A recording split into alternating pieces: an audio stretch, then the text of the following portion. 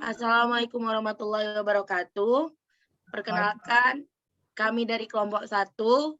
Izinkan kami mempresentasikan hasil diskusi kami tentang modul praktikum SMP dan SMA.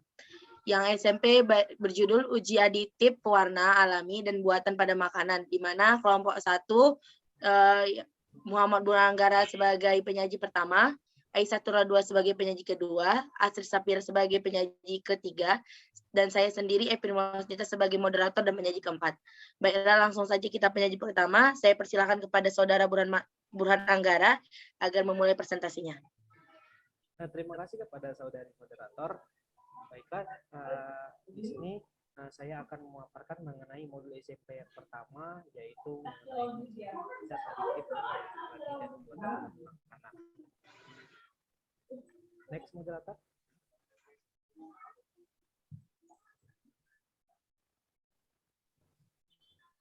Baiklah, mengenai zat aditif itu adalah zat yang ditambahkan dalam jumlah yang sedikit dalam sebuah produk atau makanan. Nah, zat adiktif itu ada banyak, ada pewarna, ada pengawet. Untuk pewarna, bahan pewarna itu adalah zat adiktif yang ditambahkan untuk meningkatkan warna pada makanan atau minuman. Fungsinya itu untuk mempercantik. Nah, jenis pewarna itu ada dua. Yang pertama itu adalah pewarna alami, yang kedua adalah pewarna buatan. Nah, pewarna alami itu adalah peristiwa yang dapat diperoleh dari alam. Warnanya itu didapat dari alam. Nah, baik dari tumbuhan maupun hewani. Misalnya, kalau warna kuning, pewarna alaminya kita ambil dari kunyit. Kalau warna hijau, kita ambil dari daun suji. Kemudian kalau kita ingin mau mendapatkan warna merah kecoklatan, kita biasanya memakai gula kelapa. Kalau warna merah, kita pastinya ambil dari cabai atau dari bunga belimbing sayur. Nah, kalau untuk pewarna buatan itu adalah sintesis yang terbuat dari bahan kimia. Nah, bahan pewarna buatan itu dipilih karena memiliki beberapa keunggulan dibandingkan warna alami. Contohnya warnanya lebih mencolok daripada warna alami.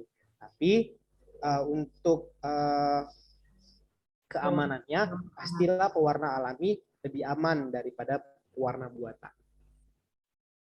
Next, moderator. Nah, yang kedua itu adalah pemanis. Nah, pemanis itu merupakan senyawa kimia yang sering ditambahkan dan digunakan untuk keperluan produk olahan pangan, industri, serta minuman dan makanan kesehatan lainnya. Nah, pemanis ini itu dipakai untuk menambah rasa manis yang lebih kuat pada bahan makanan. Sama seperti pewarna tadi, pemanis itu ada dua. Yang pertama adalah pemanis alami, yang kedua adalah pemanis buatan. Nah, pemanis alami itu merupakan bahan pemberi rasa manis yang diperoleh dari bahan-bahan nabati maupun hewani. Sama ya, sama seperti pewarna. Nah, contohnya itu adalah gula pasir, gula tebu, gula merah, madu, dan kulit kunyit. Kemudian ada pemanis buatan. Nah, pemanis buatan itu adalah hasil sintesis laboratorium yang merupakan bahan tambahan makanan yang dapat menyebabkan rasa manis pada makanan. Contohnya itu adalah aspartam, sakarin, kalium asesulfam, dan siklamat. Kemudian ada pengawet. Nah, pengawet bahan makanan dapat dilakukan secara fisik, kimia, dan biologi. Nah, pengawetan bahan makanan secara fisik itu dilakukan dengan cara pemanasan, pendinginan, pembengkuan, pengasapan, pengalengan, pengeringan, dan lain-lain. Nah, kalau secara biologisnya itu dapat dilakukan dengan fermentasi atau peragian dan penambahan enzim. Misalnya kayak enzim papain dan enzim bromelin. Nah, pengawetan secara kimia dapat dilakukan dengan penambahan bahan pengawet yang diizinkan oleh pemerintah. Kemudian ada penyedap makanan. Nah, penyedap makanan ini adalah bahan tambahan makanan yang tidak menambah nilai gizinya. Nah, penyedap makanan sebagai penguat rasa proteinnya, penurun rasa amis pada ikan, dan penguat aroma buah-buahan. Nah, contohnya itu adalah penyedap rasa dan pemberi aroma. Nah, untuk alat dan bahan yang dibutuhkan dalam praktikum zat aditif dalam makanan, alat-alatnya itu adalah gelas ukur sebanyak 3 buah, gelas kimia itu adalah sebanyak 6 buah, neraca haus sebanyak 1 buah. Bahannya yang kita perlukan itu pasti larutan kunyit sekitar 20 ml, larutan sunset yellow 20 ml, larutan tartrazin 20 ml, nasi putih 30 gram, dan larutan kapur sebanyak 100 gram. Selanjutnya saya kembalikan kepada moderator. Baiklah, kepada pemateri selanjutnya, Ica Turada, saya persilahkan. Baik, terima kasih kepada pemateri dan moderator yang telah mempersilahkan saya untuk melanjutkan materi tentang pengelolaan laboratorium di praktikum terkhususnya di SMP. Nah, di sini prosedur kerja yang pertama itu stimulasi atau rangsangan. Maka yang pertama kali kita berikan kepada anak-anak yaitu memberikan mereka sebuah video yang mana video ini mengenai zat pewarna berbahaya. Nah, link situsnya, untuk video YouTube-nya kita berikan kepada anak, kemudian kita tampilkan. Kemudian di sini akan timbul pertanyaan-pertanyaan yang membuat anak-anak timbul rasa keingintahuannya. Jadi yang pertama yaitu apa hal utama yang dapat kamu simpulkan berdasarkan video tersebut. Jadi mereka setelah melihat video tersebut, mereka bisa menyimpulkan apa yang ditampilkan dari video tersebut. Kemudian yang kedua, apakah ciri-ciri makanan yang menggunakan pewarna berbahaya? Nah, di video tersebut juga ditampilkan ciri-ciri makanan sehingga anak-anak bisa menggunakan bahasa mereka ya untuk menjawab pertanyaan tentang ciri-ciri makanan yang khususnya menggunakan pewarna berbahaya. Kemudian untuk pertanyaan terakhir, bagaimanakah cara mengetahui penambahan zat aditif berbahaya pada makanan? Sebagaimana yang sudah disampaikan oleh pemateri sebelumnya tentang zat aditif. Jadi di sini zat aditif yang berbahaya pada makanan. Nah, kemudian setelah melihat video, kemudian di situ pendidik dan peserta didik melakukan kegiatan. Nah, di situ nanti diberikan petunjuk. Nah, di sini melakukan percobaan, khususnya praktikum menguji zat pewarna pada makanan. Silakan dilanjut, moderator. Nah, di sini pada kegiatan pertama, yaitu mengamati kemencolokan warna makanan. Kemencolokan warna makanan di sini memiliki langkah-langkah. Yang pertama, kita memberi label pada wadah. Nah, label A, B, dan C pada masing-masing gelas kimia. Setelah itu, kita timbang masanya nasi putih dengan menggunakan neraca Ohaus sebanyak 10 gram. Dan kita ulangi sebanyak 2 kali. Supaya apa? Supaya keakuratan dari timbangan neraca Ohaus tersebut sudah tepat. Kemudian yang ketiga, masukkan nasi putih yang telah ditimbang ke dalam gelas kimia. Nah, gelas kimia yang sudah kita beri label, kemudian ukur volume larutan kunyit 20 ml. Nah, terkhususnya di sini larutan kunyit ekstraknya ya, ekstraknya. Kemudian larutan sunset yellow 20 ml juga, larutan tartrazin 20 ml juga dengan menggunakan gelas ukur.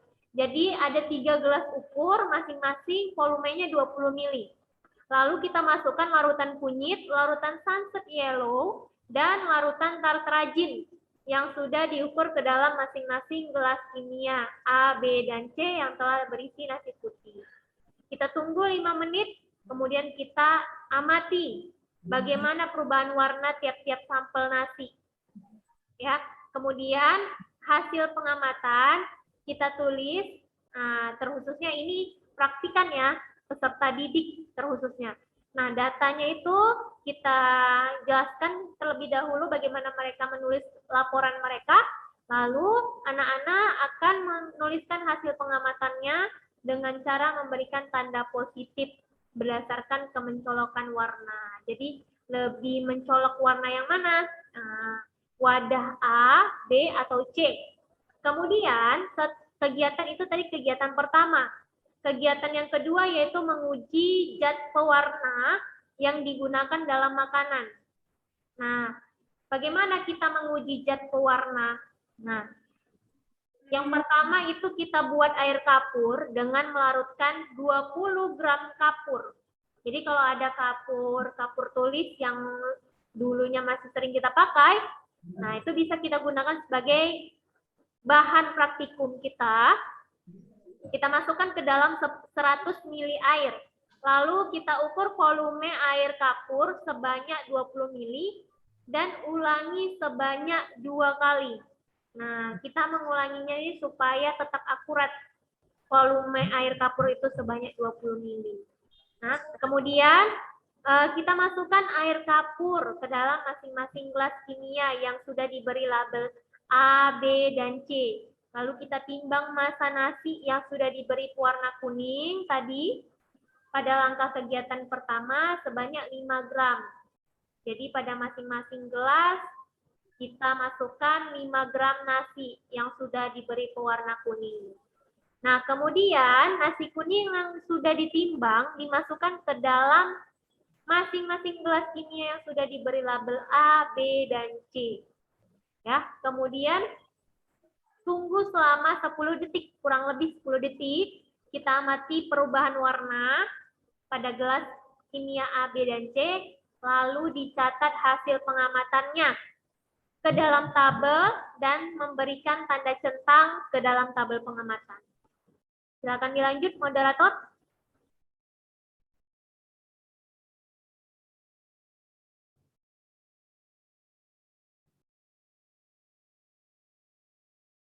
Next.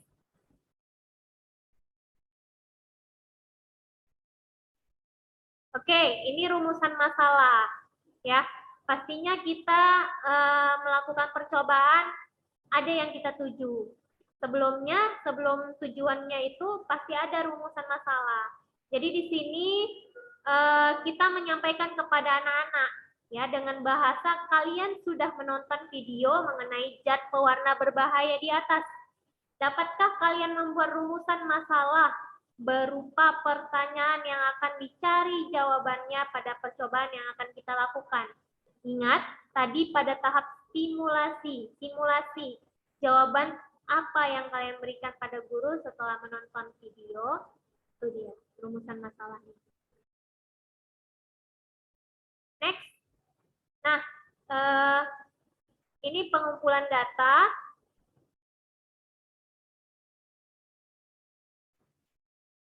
Nah, di sini pengumpulan data. Kalau kita lihat tabelnya di sini ada jenis warna, tingkat kemencolokan warna nasi putih setelah diberi zat pewarna, dan perubahan warna nasi kuning setelah direndam air kapur. Nah, nanti ini tugasnya anak-anak. Nah, kita bisa melihat keterangannya ada yang positif, 1 positifnya tidak mencolok. Kalau 2 kurang mencolok, 3 mencolok, dan 4 sangat mencolok.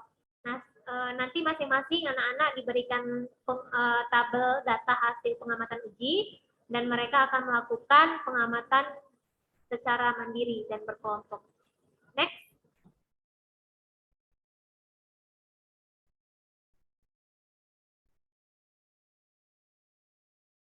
Nah, ini rumusan masalahnya. Amati nasi kuning, kemudian hipotesis. Berdasarkan rumusan masalah, hipotesis apa, ini wajib dilakukan oleh anak-anak supaya mereka terstruktur mengerjakan laporan praktikumnya. Dilanjutkan. Nah, ini analisis data, juga terdapat tabel analisis data berupa pertanyaan-pertanyaan. Ada 4 pertanyaan di sini, nanti dijawab oleh anak-anak. Lanjut. Kemudian verifikasi dan generalisasi. Verifikasi di sini artinya meng-cross-check data. Nah, dengan cara mereka literasi ya, survei, mencari jawaban dari sumber-sumber literatur ya, dari beberapa literatur, referensi. Nah, jadi adakah perbedaan yang paling mendasar antara pewarna alami dan buatan? Jadi mereka meng-cross-check jawaban mereka dengan sumber-sumber yang mereka dapatkan. Kemudian generalisasi di sini kesimpulan. Nah, perbedaan antara makanan yang beri pewarna alami dan buatan. Nah, peran air kapur, kemudian perannya apa? Itu akan dijawab oleh anak-anak. Oke, saya kembalikan kepada moderator.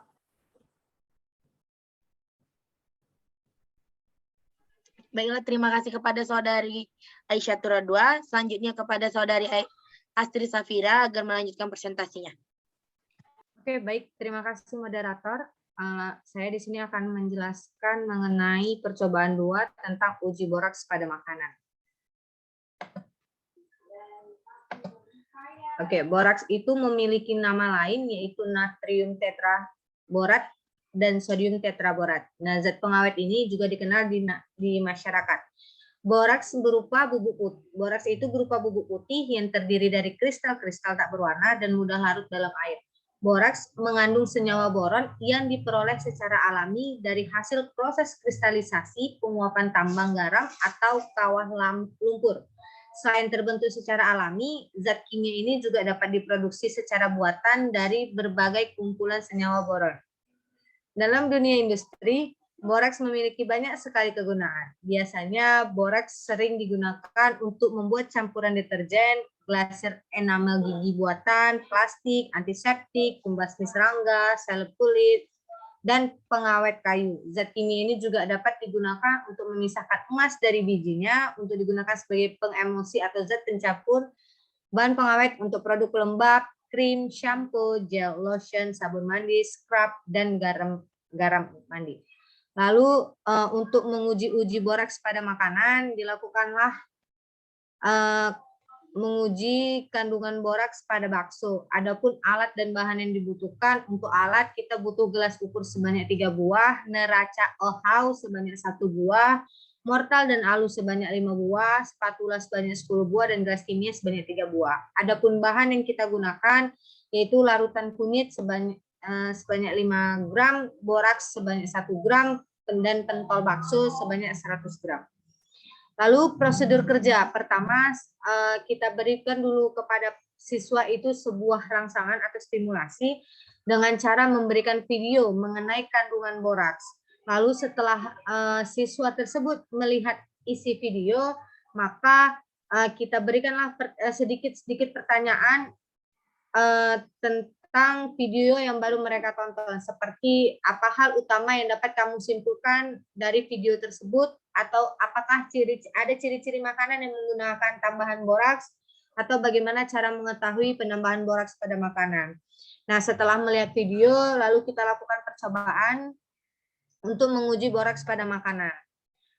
Kegiatan yang pertama yang dilakukan adalah 2 gelas kimia, kita berikan label A dan label B, lalu masukkan 5 gram pentol bakso ke dalam gelas kimia. Untuk gelas berlabel A, isi dengan pentol bakso yang pada adonannya sudah dicampur dengan boraks. Sedangkan pada gelas label B, diisi dengan pentol bakso tanpa boraks. Dan pegang dan tekanlah pentol bakso A dan pentol bakso B tersebut, dan amati dan rasakan saat memegang dan menekan bagaimana tingkat kekenyalan bakso tersebut. Lalu tulislah hasil pengamatan tersebut ke dalam tabel berdasarkan tingkat kekenyalan yang tertera pada slide. Lalu adonan bakso sudah dibuat di rumah agar menghit waktu dalam uji pengamatan kekenyalan pentol bakso di sekolah. Lalu selain mengamati kekenyalan pentol bakso, kita bisa lihat perubahan warna pada pentol bakso dengan cara sama-sama memberikan label A dan label B pada masing-masing gelas kimia. Lalu potonglah pentol bakso kecil-kecil, kemudian haluskan dengan menggunakan mortal dan alu. Lalu timbang massa pentol bakso A dan B yang telah dihaluskan masing-masing sebanyak 1 gram menggunakan neraca OHAU. Kemudian masukkan pentol bakso yang telah ditimbang ke dalam gelas kimia A dan B. Lalu setelah melakukan percobaan, setelah menonton video tentang kandungan boraks di atas, kita dapat membuat rumusan masalah berupa pertanyaan yang akan dicari jawabannya.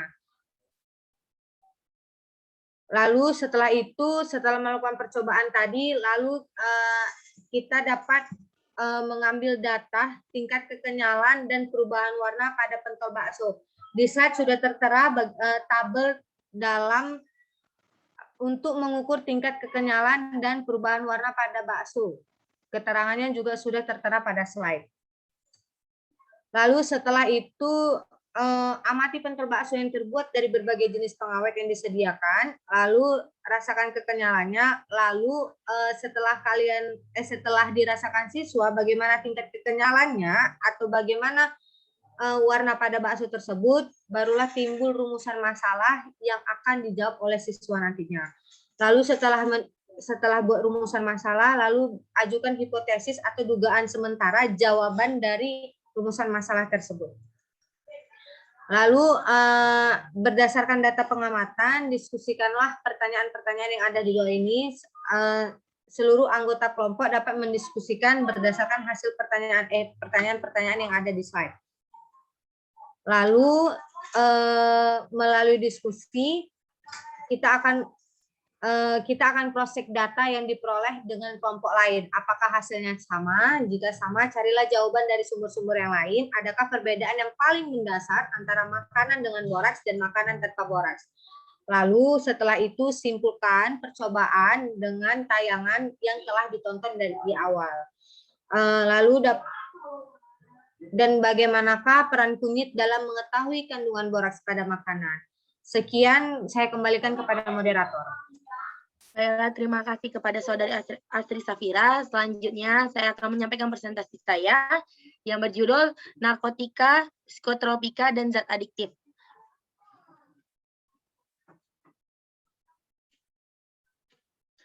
Nah, di mana zat adiktif adalah obat serta bahan aktif yang apabila dikonsumsi oleh organisme hidup dapat menyebabkan kerja biologi serta menimbulkan ketergantungan atau adiksi yang sulit dihentikan dan berefek ingin menggunakannya secara terus-menerus, yang jika dihentikan dapat memberikan efek lelah luar biasa atau rasa sakit yang luar biasa.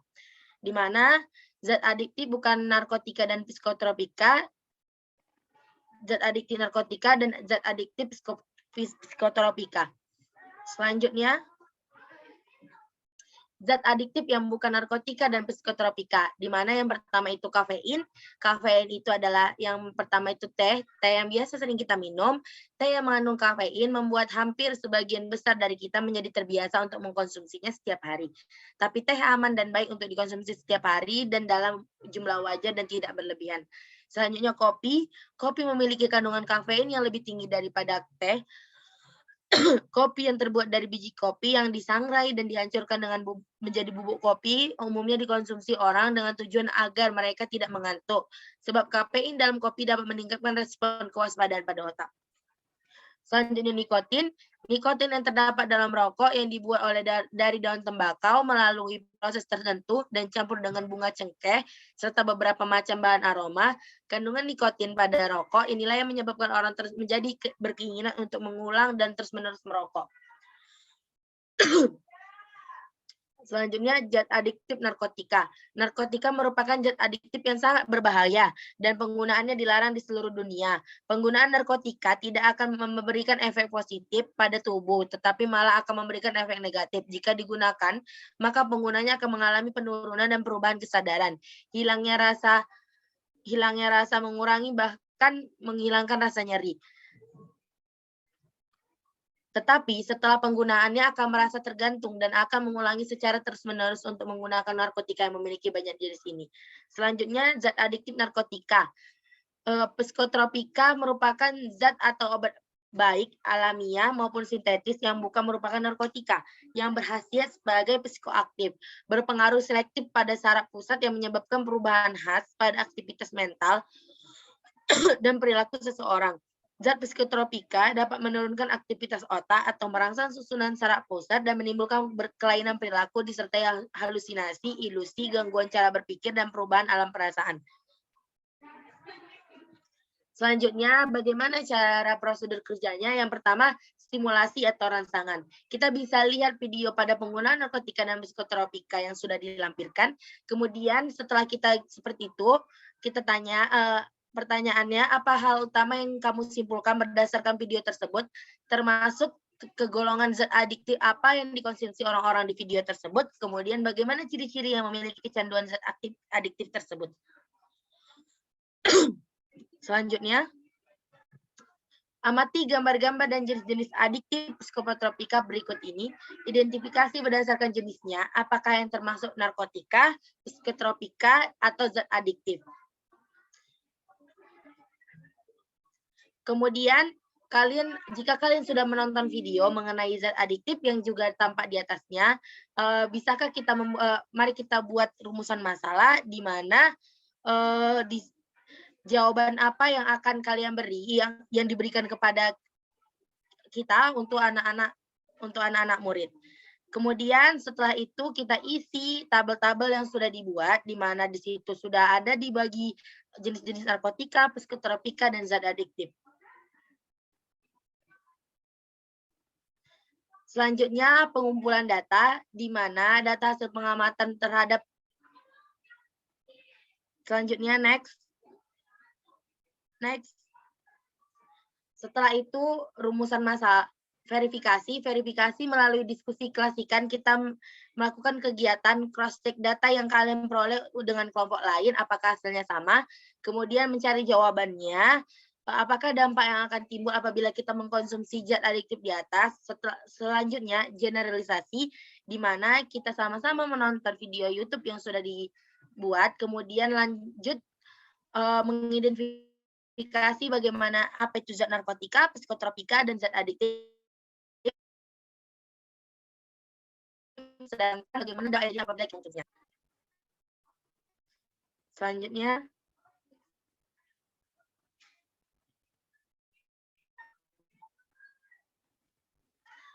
sekian dari kami, sekian presentasi dari kelompok 1. Baiklah, kami akan sambung untuk presentasi mengenai modul-modul praktikum dari SMA.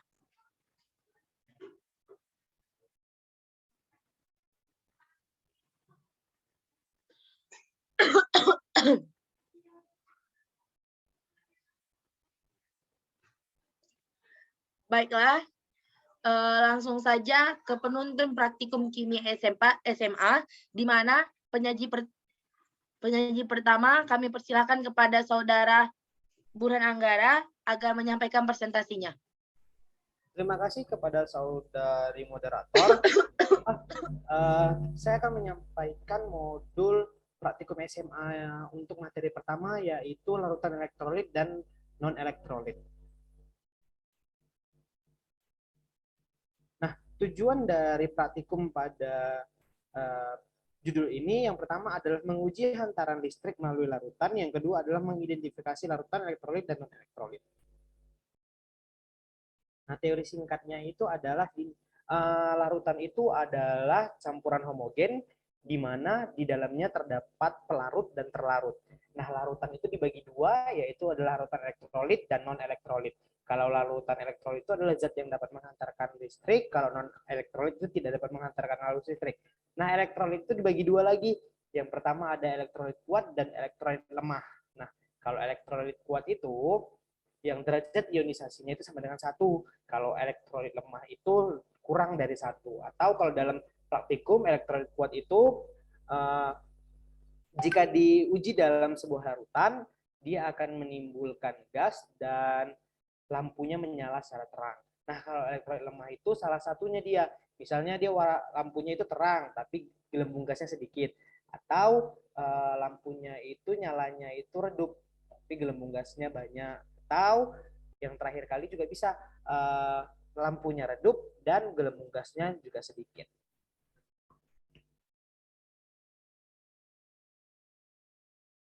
Next, moderator.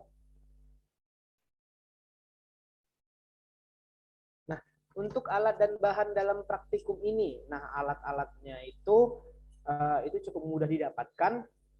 Ada baterai, ada lampu, ada kabel, dan ada neraca. Nah, untuk bahan-bahannya itu adalah larutan NaCl, larutan HCl, asam cuka, urea, kemudian ada amonium hidroksida, kemudian ada air gula dan alkohol. Nah, prosedur kerjanya itu lumayan gampang. Yang pertama itu kalian atau anak-anak itu rangkai dulu peralatannya, di mana lampu itu dihubungkan sama yang namanya kabel dan kemudian dihubungkan sama namanya baterai.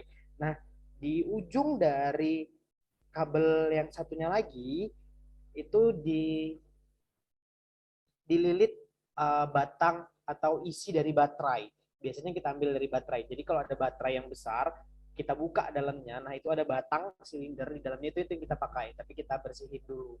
Atau ada beberapa praktikum yang memakai, tadi kan batang elektroda, ada juga beberapa sekolah yang memakai pakai paku gitu. Nah, next, kemudian larut ujung elektrodanya tadi itu, nah seperti ini dia contohnya. Nah, ujung elektrodanya itu diuji kepada masing-masing larutan yang tadi sudah saya sebutkan satu-satu. Nah, nanti dapat diambil kesimpulan bahwasannya mana larutan yang bersifat elektrolit dan non elektrolit. Nah, kalau di elektrolit kuat K atau elektrolit lemah K.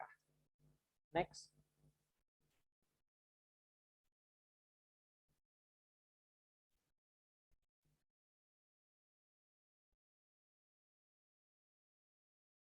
Nah, ini tadi yang sudah saya sampaikan langkah-langkah kerjanya.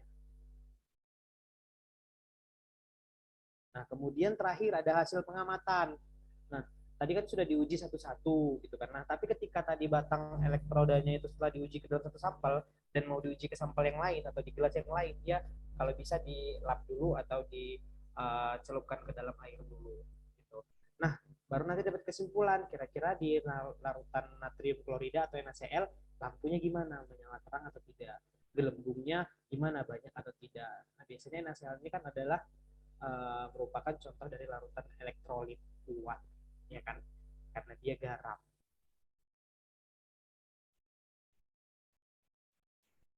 Nah, selanjutnya saya kembalikan kepada saudari moderator.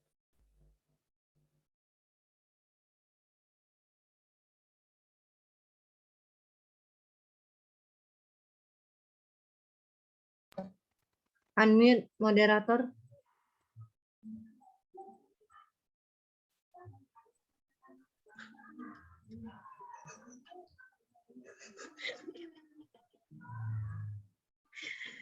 Kepada pemateri selanjutnya saya persilahkan. Oke, baik. Terima kasih kepada moderator yang telah mengizinkan saya. Di sini saya akan menjelaskan mengenai sifat koligatif larutan, di mana kali ini percobaan kita mengenai kenaikan titik didih dan penurunan titik beku. Adapun tujuannya itu yang pertama untuk mengetahui pengaruh zat terlarut terhadap titik didih. Yang kedua mengetahui pengaruh zat terlarut terhadap titik beku, dan yang ketiga adalah mengetahui titik didih dan titik beku beberapa larutan.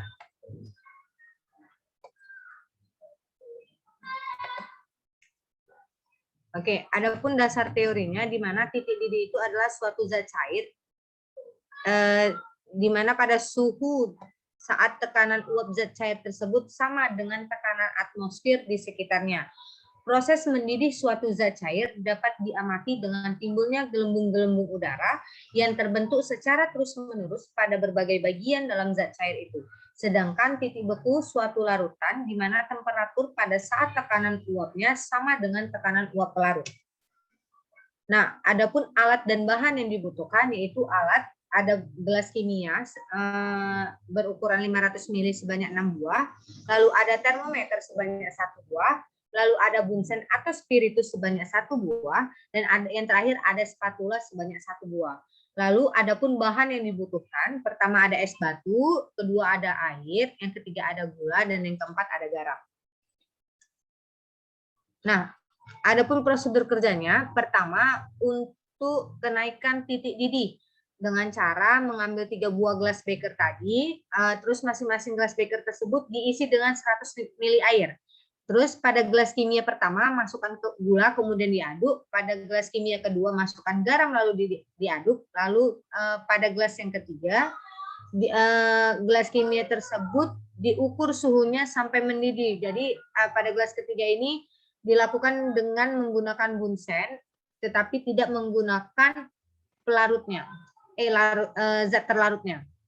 Lalu yang kedua, untuk menentukan penurunan titik beku ada 2 percobaan, di mana percobaan pertama itu masukkan es batu yang telah dihancurkan ke 3 mangkok yang sudah diberi label, lalu mangkok A itu berisi es batu yang suhunya diukur, lalu tambahkan 5 sendok gula ke dalam mangkok B, dan yang ke dalam mangkok C tambahkan 10 sendok gula lalu diukur suhunya.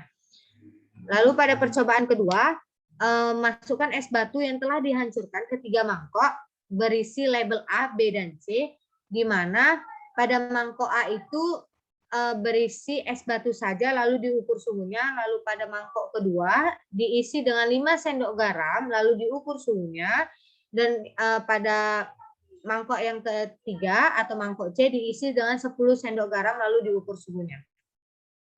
Lalu setelah dilakukan percobaan, maka amati hasil pengamatan, lalu letakkan hasil pengamatan ke dalam tabel pengamatan yang telah kita tampilkan pada slide.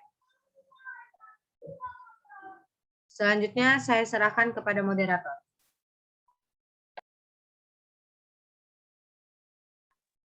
Baiklah, saya ambil alih. Selanjutnya, kinetika reaksi, yaitu faktor-faktor apa saja yang mempengaruhi laju reaksi, di mana tujuannya itu mengamati pengaruh luas permukaan bidang, kemudian mengamati pengaruh suhu terhadap laju reaksi. Selanjutnya, next.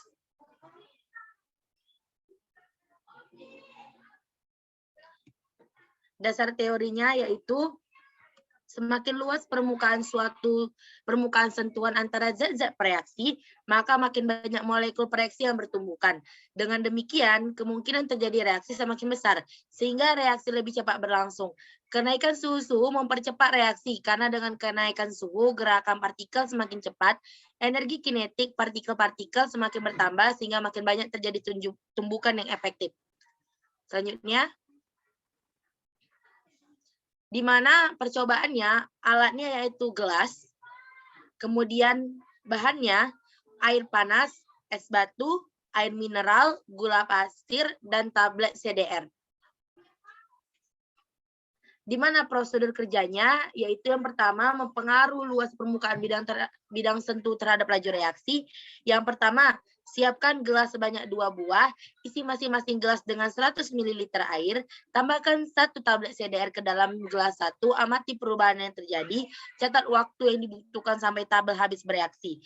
Kemudian, tambahkan 1 tablet CDR yang sebelumnya sudah dihaluskan ke dalam gelas 2, amati perubahan yang terjadi dan catat waktu yang dibutuhkan sampai tablet habis. Selanjutnya, pengaruh suhu terhadap laju reaksi. Yang pertama, kita siapkan gelas sebanyak 2 buah. Yang pertama, isi gelas pertama dengan 200 ml air panas, dan gelas kedua dengan 100 ml air mineral yang ditambahkan es batu. Gelas pertama dan kedua ditambahkan 1 tablet CDR, amati perubahan yang terjadi dan catat waktu yang dibutuhkan sampai tablet habis bereaksi dalam masing-masing gelas. Selanjutnya kepada pemateri Aisyah Turun 2, saya persilahkan. Terima kasih kepada moderator. Di sini saya akan menjelaskan tentang praktikum asam dan basa, yang mana di sini terdapat dalam modul SMA. Nah, judulnya di sini identifikasi larutan asam dan basa dengan indikator alami. Jadi kebetulan bahan-bahan yang digunakan di masa COVID-19 dan bahan-bahannya bisa digunakan siswa di rumah dan tidak berbahaya. Tujuannya yaitu yang bersifat asam, mencari asam atau basanya suatu larutan. Di sini dasar teorinya, beberapa tumbuhan yang dapat digunakan sebagai indikator alami adalah kunyit yang menghasilkan perubahan warna kuning terang bila asam dan merah jika basa. Kemudian kol ungu atau kubis ungu berubah warna menjadi merah jika basah dan hijau jika basah. Dan pacar air berubah warna merah terang jika asam dan kuning jika basah. Next. Nah, alat dan bahannya di sini, alatnya yang kita gunakan adalah gelas, bahan-bahannya ekstrak pacar air, kunyit, kol ungu, air jeruk nipis, air sumur, sampo, asam cuka, pembersih lantai. Nah, prosedur kerjanya, yang pertama 5 buah gelas kita siapkan, lalu kita masukkan 50 ml larutan sampel, air jeruk nipis, air sumur, sampo, asam cuka, dan pembersih lantai. Ke dalam masing-masing gelas, masukkan 50 ml ekstrak pacar air ke dalam masing-masing gelas. Kemudian kita amati, kita ulangi langkah 1-3 dengan mengganti ekstraknya. Ekstrak pacar air dengan ekstrak kunyit dan kol ungu. Nah, dapatlah hasil pengamatannya seperti ini yang akan dituliskan siswa. Next. Saya kembalikan kepada moderator. Terima kasih kepada penyaji terakhir. Baiklah, sekian presentasi dari kami kelompok 1. Jika ada kekurangan baik yang Ibu dapat, kami mohon maaf karena kami juga masih belajar. Walakhir, assalamualaikum warahmatullahi wabarakatuh. Waalaikumsalam. Terima kasih, Bu. Terima kasih, Bu. Terima kasih, Ibu.